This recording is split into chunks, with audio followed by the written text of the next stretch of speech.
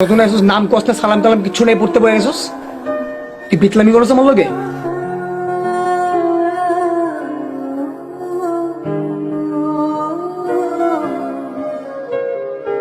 তুই আবার মাছ খাস কেন? অনেক কাটা লাগবো না, আমি করতে দেখ। ওটা একসাথে হজম হয় না। আচ্ছা ভালো কথা, ঈদের ট্রেনের টিকিট ছাড়ছি কিন্তু তোরা কাটবি না? আমি তো টিকিট কেটে ফেলছি। দোস্ত, এবার আমি স্টেশনে যাচ্ছি কালকে। ও ভালো কথা মাসুদ, তুই কিন্তু আমাদের সবার বের হওয়ার সবার পরে যাবে। আরো ভালো কথা, তুই ঈদ শেষ করে আমাদের সবার আগে এসে ফেরত আসবি। আইসাটা বেরো সুন্দর না দেখছি আমি। মজা তাই রে?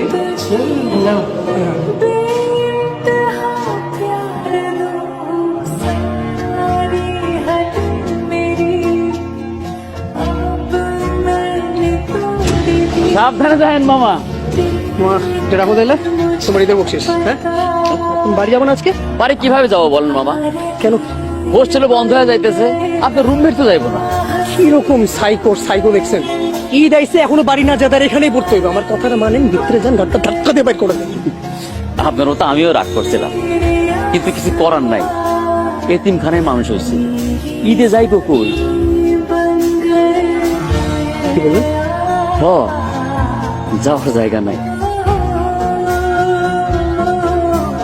কি বাড়ি যাবো না?